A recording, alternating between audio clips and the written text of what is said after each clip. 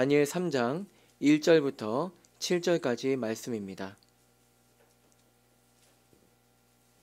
느부갓네살 왕이 금으로 신상을 만들었으니 높이는 60규빗이요 너비는 6규빗이라. 그것을 바벨론 지방의 두라 평지에 세웠더라.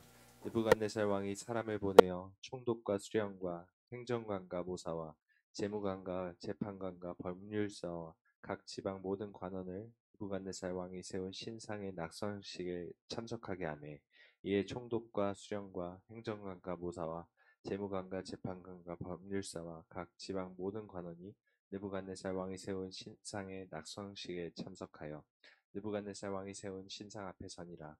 선포하는 자가 크게 외쳐 이르되, 백성들과 나라들과 각 언어로 말하는 자들아, 왕이 너희 무리에게 명하시나니 너희는 나팔과 피리와 수금과 사명금과 양금과 생황과 및 모든 악기 소리를 들을 때 엎드려 느부갓네살 왕이 세운 금 신상에게 절하라. 누구든지 엎드려 절하지 아니하는 자는 즉시 맹렬히 타는 풀무불에 던져 넣으리라 하였더라. 모든 백성과 나라들과 각 언어를 말하는 자들이 나팔과 피리와 수금과 사명금과 양금과 및 모든 악기 소리를 듣자 곧 느부갓네살 왕이 세운 금 신상에게 엎드려 절하니라. 이상은 하나님의 말씀입니다. 아멘. 금신상 앞에서라는 제목으로 오늘 말씀의 은혜 가운데 들어가고자 합니다. 그림 하나 보이시겠습니까? 장님 코끼리 만지기, 즉 눈먼 자들에게 코끼리를 만지게 하고 코끼리가 어떻게 생겼는가를 말해보라고 한다면 바로 이와 같을 것입니다. 자기들이 만진 부분, 자기들이 만진 부위 그 위주로서만 코끼리는 이렇게 생겼습니다라고 말할 것이라고 합니다. 심지어는 그 코끼리의 꼬리를 만진 사람의 경우에는 코끼리의 꼬리를 만진 사람은 코끼리는 밧줄처럼 생겼다고 그렇게 이야기가 전해지고 있습니다. 여기까지요. 자, 그렇다면은 그렇게 코끼리에 대한 그 지식이 부분밖에 없는 사람들에게, 그 부분적인 것밖에 없는 사람들에게 코끼리는 전체적으로 이렇게 생겼습니다라고 그 코끼리의 전체를 보여준다면 각 사람들은 그 코끼리의 전체적인 그 모습, 전체 모습 앞에서 자기가 부분적으로만 아는 것을 기꺼이 내려놓을까요? 저 지금 질문 드린 겁니다. 자기가 아는 코끼리는 일부분에 불과했고 그것도 제대로 아는 게 아니었다라고 기꺼이 인정할까요? 이 질문에 대한 대답으로는 저는 글쎄요라고 말을 하고 싶습니다. 느부갓네살의 그 금신상 이야기에서 왜 이 장인 코끼리 만지기 이야기가 왜 생각이 났냐 하면은, 자, 느부갓네살은 그게 2장 말씀에 나오죠. 그 하나님께서 바벨론을 비롯한 각 나라의 운명이 어떻게 될 것이며 그 마지막이 어떻게 될 것이며 그 결국에 그 하나님의 그 나라만이 땅을 가득히 채울 것이다라고 그렇게 그 결국을 보여주었음에도 불구하고 자기 나라에 대한 자기 생각과 판단을 결코 버리지 못했기 때문입니다. 그 결과가 오늘 말씀의 3장입니다. 그림을 좀 보여주시겠습니까? 예. 하나님께서 보여주신 바벨론은 지금 보시는 것처럼 전체 신상의 일부분밖에 안 됩니다. 머리 부분밖에 안 돼요. 그런데 느부갓네살은 그 일부분을 전체로 해가지고 커다란 신상을 만듭니다. 오늘 말씀에서 살펴보게 될 첫 번째가 바로 이런 것이죠. 다음 페이지 보여주세요. 자기 중심적 생각입니다. 느부갓네살은 자기 중심적 생각으로서 자기가 부분적으로 아는 것을 고집해가지고 금신상을 세웠습니다. 자, 오늘 말씀의 앞전에 보시면 자기 꿈을 명확하게 아주 명쾌하게 해석한 다니엘 앞에서 느부갓네살이 하나님을 드높이는 것 같은 성경 구절이 나옵니다. 2장 47절 중에 이렇게 되어 있죠. 너희 하나님은 참으로 모든 신들의 신이시요 모든 왕의 주제시로다. 이거 조금만 더 보여주시면은 이것을 가지고 느부갓네살이 하나님을 인정했구나, 하나님을 영접했구나 라고 생각하겠지만 아닙니다. 하나님을 영접한 것도 아니고 하나님의 유일하심을 찬양한 것도 아닙니다. 어떻게 써져 있습니까? 모든 신들의 신이시요. 우리 바벨론의 그 마르둑과 베신을 포함한 그 모든 신들 중에서 내가 알고 보니까 다니엘의 하나님이 정말 탁월한 분이시구나. 이것까지만 말한 거예요. 네. 느부갓네살은 다니엘의 하나님이 정말 탁월하신 분이라는 것은 인정했어요. 그러나 그 앞에서 자기 중심적인 생각을 결코 버릴 생각이 없었습니다. 자, 어쩌면요. 성경에서 보여주는, 그러니까 오늘 말씀이죠. 성경에서 보여주는 느부갓네살의 다음 행동들은 바벨론을 멸망시키려는 하나님의 계획에 반대하고 자기 고집을 부리는 것과 똑같습니다. 열왕기나, 그러니까 이제 이거죠. 좀 설명을 좀 드리면은 느부갓네살이 유다 왕국을 결국 멸망을 시켰잖아요. 열왕기나 역대기 예레미야에 기록된 유다 멸망과 예루살렘의 성전을 이렇게 파괴한 것은 굳이 시간의 순서상으로 따지면은 느부갓네살이 그 꿈을 꾼 다음입니다. 느부갓네살이 그 꿈에 대한 어떤 해석에 대해서 반대를 하려고 유다 왕국을 멸망시킨 것은 아니었어요. 그러나 굳이 따지고 본다면 느부갓네살은 자기 나라가 영원하다는 것을 마치 보여주려는 양 하나님께서 그런 꿈을 꾸게 하셨음에도 불구하고 하나님의 집 성전을 파괴한 거예요. 어쩌면 다니엘 너의 하나님이란 분이 하나님의 집이 파괴되고 없어져도 여전히 탁월한가 좀 보자. 이런 거가 똑같은 거죠. 그렇게 예루살렘 성전을 파괴하고 그러고 나서 수많은 시간이 지납니다. 오랜 시간이 지나요. 그러고 나서 오늘 3장 말씀에 느부갓네살은 또 하나의 고집을 부립니다. 1절에 보시면은 느부갓네살이 금으로 신상을 만들었어요. 높이는 60규빗이고 너비는 6규빗이라고 했습니다.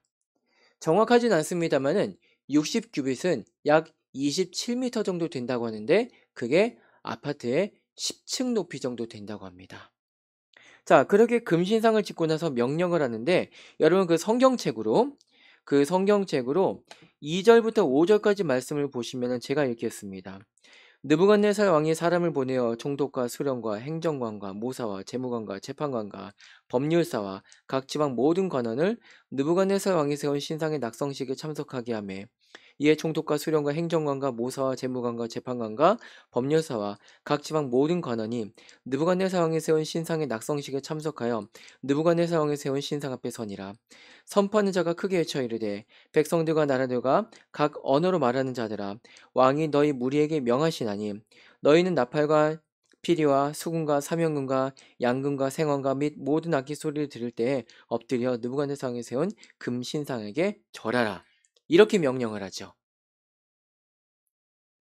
자, 하나님께서 보여주신 꿈에서 신상의 일부분밖에 되지 않고 장차 망하게 될 느부갓네살의 바벨론이 자기는 신상의 전체이며 결코 부서지지 않을 거라고 고집을 부리는 모습입니다. 그 고집을 바벨론의 백성들에게, 특별히 바벨론의 모든 공무원들에게 강요해서 어떻게든 충성의 서약을 받으려는 것입니다. 그 충성의 서에게 거절하면 megne리타는 풀무불에 집어 던지겠다고 위협을 가하고 있습니다. 그래서 수많은 공무원들이 절합니다. 저와 여러분은 느부갓네살이 이렇게 하나님 앞에서 자기 고집을 부리는 데에서 어떤 게 마음에 느껴지십니까? 그저 어리석은 사람이구나 이렇게만 느껴지십니까? 아니면 느부갓네살이 그 자기 중심적 생각을 버리지 못해서 하나님께서 그렇게 보여주셨음에도 불구하고 끝까지 그렇게 하는구나라고 생각이 되십니까? 과연 나라는 사람과 오늘 말씀의 느부갓네살은 하나도 상관이 없을까요? 자, 우리는 살아가면서 자기 중심적 생각을 결코 버리지 못합니다.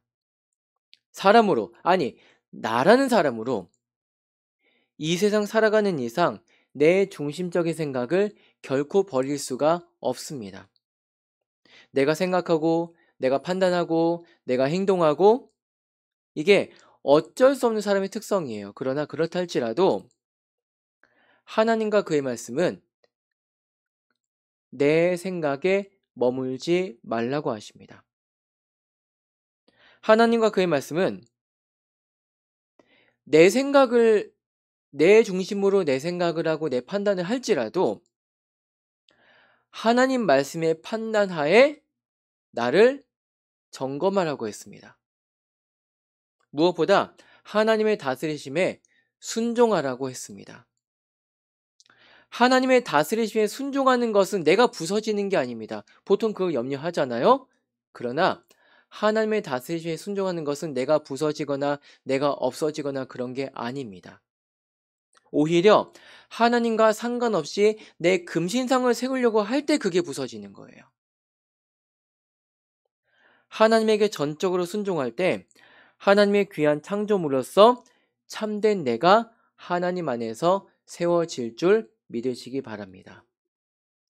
두 번째, 신앙생활에서 적당한 안전지대는 없습니다.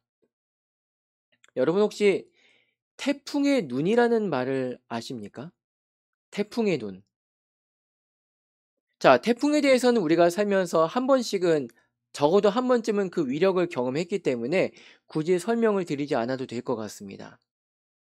그러나 태풍의 눈, 태풍의 중심부는 오히려 비바람이 아니라 맑은 날씨이며 바람도 불지 않는다고 합니다. 그래서 태풍의 눈이란 단어를 어딘가에 비유를 할 때가 종종 있어요. 특히 전쟁이라든지 다른 나라와 대적하는 상황이라든지 거기에 비유할 때는 적진의 한가운데 들어가는 게 오히려 안전하다라는 그런 이유가 그런 의미가 있다고 합니다. 또 한 가지 좀 덧붙이자면은 그 일제강점기 때, 일제시대 때 우리나라의 어떤 그런 독립투사들이 일본 땅으로 건너가서 활동하는 경우도 있었다고 해요. 태풍의 눈에 들어가서 보통 등잔 밑이 어둡다고 하니까 태풍의 눈에 들어가서 거기서 안전하게 활동을 하겠다는 거죠. 그게 또 먹히는 경우가 있었다고 하네요. 오히려 그 태풍의 가장자리에 위치했을 때 비바람이 치열하다고 합니다. 자, 다니엘 3장의 기록을 조금 자세히 보도록 하겠습니다. 여러분 그 다니엘 3장의 기록을 조금 자세히 보면은 있을 법한 사람이 없습니다. 누구죠? 다니엘이죠. 어디 갔을까요? 어디 갔길래 이 그 세 친구 같은 경우는 정말 그 믿음의 지조를 보여주고 있는데 다니엘은 그 믿음의 지조가 보여줘야 될 이 말씀에 왜 다니엘이라는 이름이 없을까요? 자, 오늘 말씀의 상황에 대한 힌트가 있어요. 2장 마지막 절입니다. 2장 49절인데 예, 읽어주시겠습니까?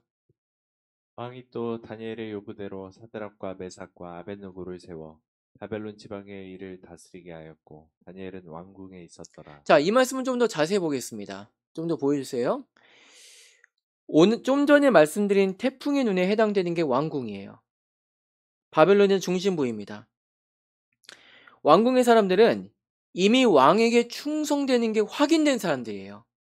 그게 확인되고 그러니까 왕궁에 있게 한 거죠. 철저하게 왕의 편이에요. 그래서 금신상 행사에 동원될 필요가 없었어요. 그래서 왕은 다니엘을 금신상 행사에 동원시키지 않았습니다. 물론 다니엘뿐만이 아니라 왕국의 모든 사람들은 그 금신상 행사에 가지 않았습니다. 그런데 바벨론 지방은 다릅니다. 그 여러분 성경책의 4절을 보시면 각 언어로 말하는 자들이란 말이 있을 거예요. 그 바벨론의 넓은 땅은 각 언어로 말하는 사람들이 바벨론이란 나라의 권세 아래 정복된 결과로 이루어진 것입니다. 그래서 바벨론 지방입니다. 바벨론이 강할 때에는 지방들은 그 강한 바벨론의 권세 아래 잠자코 있으면서 순종하죠. 그러나 바벨론이 약해지면 지방들이 들고 일어납니다. 바벨론이 약해졌다? 우리가 독립하겠소라고 그렇게 들고 일어납니다. 그래서 지방에 있는 사람들 같은 경우는 충성 맹세를 수시로 확인해야 됩니다. 어차피 그 마음 중심이 바벨론이 아니라 딴 마음을 품고 있다는 거 다 알고 있어요. 그래서 다른 마음을 갖고 있더라도 딴 짓을 하지 못하게 눌러야 됩니다. 그래서 오늘 말씀을 연구한 여러 성경 학자들의 결론이 있습니다. 금신상의 행사는 바벨론 중심부가 아니라 바벨론의 지방에서 행해졌다. 그래서 다니엘은 그 행사에 참여하지 않았고 세 친구만 참여하게 되었다. 그러니까 오늘 말씀에 나오는 모든 그 공무원들은 바벨론 지방에서 일하는 공무원이었다는 거예요. 자, 여러분.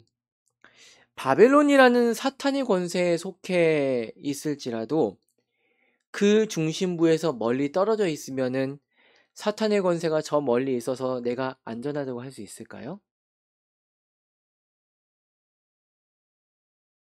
이게 오늘 말씀 우리에게 주는 의미이죠.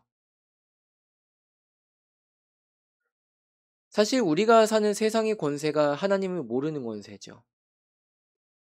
그러나 그 세상의 권세에서 멀리 떨어져 가지고 내 신앙 지킨다고 해서 내 신앙이 안전하게 지켜질까요? 오히려 멀리 떨어져 있기 때문에 당신들 마음과 어떤 행동을 태도와 어떤 그런 것을 확인해 보겠다고 집중적으로 타격을 맞는 경우가 종종 있어요. 그 중에 세 친구가 믿음의 시험을 당한 겁니다. 어느 책에 이런 말이 있더라고요. 우리는 예수 믿는다고 해서 십자가의 고난을 강요당하지 않은 시대에 살고 있다. 또 이런 말이 있습니다. 종교와 신념이 다르다고 해서 나라로부터 세상 권세로부터 핍박을 당하지 않는 것이 평화의 상징이다. 이렇게 보면 저와 여러분은 평화의 시대를 살고 있는 것 같습니다. 평화롭게 예수님을 마음껏 외쳐도 되는 것 같습니다. 물론 이건 좀 다행이긴 합니다. 그러나 사탄의 권세는 한 방향으로만 오는 것이 아니라 모든 방향에서 오는 것임을 유념하시기 바랍니다. 물론 세상 권세에 강요는 없습니다. 그러나 세상 권세가 가만히 있어도 내 상황에 따라서 마음과 태도가 이리 가고 저리 가고 하다가 내 스스로 하나님의 이름을 부르지 않고 내 스스로 기도를 하지 않고 다른 데 마음에 빠져버리는 경우가 종종 있어요.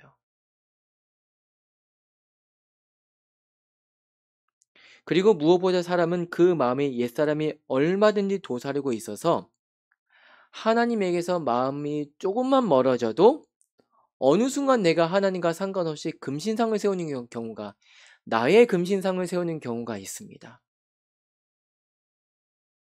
거기다 우리는 하나님 말씀 배운 사람이잖아요. 배운 사람이 더한 경우가 있어요. 어떻게 해요? 하나님의 기뻐하심과 하나님의 축복이라는 명목하에 내 금신상을 세우는 경우도 있습니다. 자, 이렇게 말하면 어떨까요? 금신상은 나를 축복하고 나를 부욕해 해주는 보이는 권세입니다. 보이는 권세. 하나님은 보이지 않기 때문에 있는지 없는지 잘은 모릅니다. 그러나 보이는 권세를 자기 임의대로 세우고 무너뜨리는 게 그 보이지 않는 창조주 하나님의 권세입니다. 그리고 우리는 금신상의 백성이 아니라 거룩한 길 가는 하나님의 백성 성도입니다. 신앙생활에서 그 평안을 노래할 만한 적당한 안전지대는 없습니다. 안전지대가 있어 보여도 어느 순간 그 안전지대가 내 마음이 과연 어떠한가를 하나님과 세상 앞에서 엄중히 확인하게 되는 위험지대가 되는 경우가 종종 있어요. 그래서 항상 그 마음을 하나님 앞에 겸비해야 됩니다. 그래야지 거센 비바람이 불 때, 시험바람이 불 때 단단한 풀로서 하나님 앞에서 그 믿음을 확인하게 될 줄로 믿습니다. 자, 3장 말씀에서 그 금신상 앞에서 절하지 않는 사람은 세 친구뿐이었습니다. 성경은 그 세 친구 이름이 하나냐, 미사엘, 아사랴가 아니라 사드락, 메삭, 아벳느고라고 친히 말하고 있습니다. 전번에도 말씀드렸을까 싶지만 사드락, 메삭, 아벳느고는 바벨론 이름이며 특별히 바벨론 신의 이름을 찬양하는 이름입니다. 그런데 그 바벨론이 세운 금신상에게 절하지 않고 하나님의 이름을 높인 사람이 그 하나님의 이름을 높여서 하나님의 이름을 높여서 풀무불까지도 감당했던 사람이 바벨론 신의 이름을 딴 사드락, 메삭, 아벳느고입니다. 세상이 여러분들에게 주는 이름이 있습니다. 여러분들에게 부여했던 이름이 있습니다. 다니는 학교와 다니는 직장에 따라서, 내가 어디 살고 있는가에 따라서, 내가 어떤 상황인지에 따라서 세상이 정해주는 이름이 있어요. 그 이름에 따라서 세상을 충실하게 살아가는 것이 좋습니다. 그러나 여러분, 거기에 그치지 말라고 하는 게 오늘 말씀의 또 다른 부분이죠. 우리는 세상 권세에 살고 있습니다. 그러나 세상 권세에 살고 있어도, 세상의 이름을 가지고 있어도 하나님의 이름을 높이는 것이 진짜 성도입니다. 사드락, 메삭, 아벳느고가 금신상 앞에 절하지 않았다고 하죠. 하나냐, 미사엘, 아사랴가 아니라 사드락, 메삭, 아벳느고가. 성경은 이렇게 말하면 어떨까요? 성경은 김집사, 이장로, 박권사가 금신상 앞에 절하지 않았다고 말하지 않아요. 그럼 어떻게 말하고 있느냐? 김대리, 이과장, 박사장이 하나님 앞에 절하지 않았다고 말했어요.